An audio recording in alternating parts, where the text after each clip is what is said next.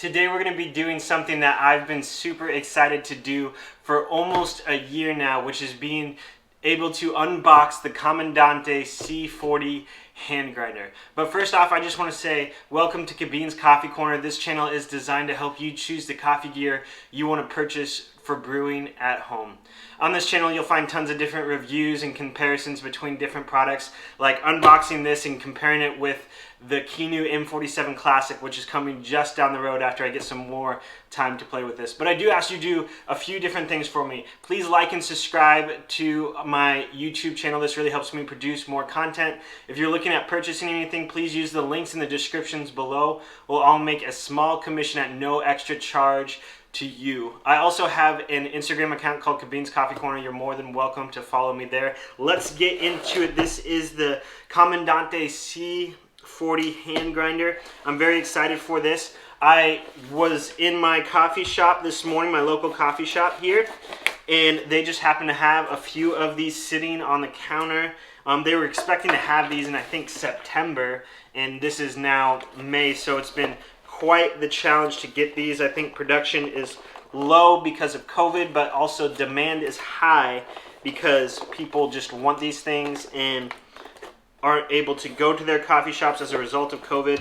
But especially with a grinder like this is going to be the perfect one to travel with you once you get out of COVID, wherever you are at and wherever you're watching this. Once you get the ability to travel some more, this is going to be the perfect fit for you. So first off, my first impression of this thing is this is the biggest case box I've ever seen for a hand grinder.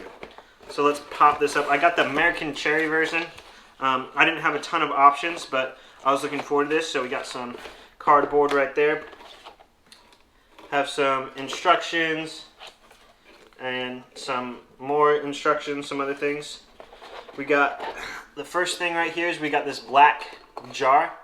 Not black, but kind of like more of a brown, dark, hard to see through jar that you can store some beans in with a lid. Then you got the clear one right there. Let's go ahead and another card.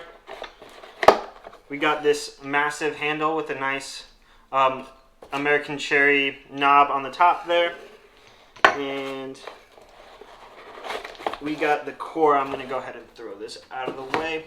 We got the center of the Comandante right here, which is going to be Comandante. I'm not really sure how to pronounce it, but either way, I'm excited for it.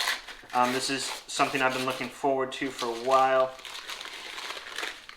Oh, there we go. That feels like quality right there. You got Comandante. Nice stepped adjustments on there. One of the things I'm really looking forward to with this versus the Kinu is the fact that there is a lid for this one. But overall, my first impressions is this thing is massive. This thing is way harder to wrap your hand. I have long fingers and I can't get my hand completely around this thing. But man, this is really cool when you get those wooden accents. Everything seems flush. The lid has nice firm grip on there. To change the adjustments, you have to put the lid on, unscrew these glass jars, which I'm curious to see how these hold up and if I break these. And then you just click that to whatever setting you want there. And I think once they lock, that is 0. Which I'm trying to figure that out because I can go pretty tight on this thing and basically get no spin. So I'm figuring out where is exactly 1 on this might be a little bit tricky.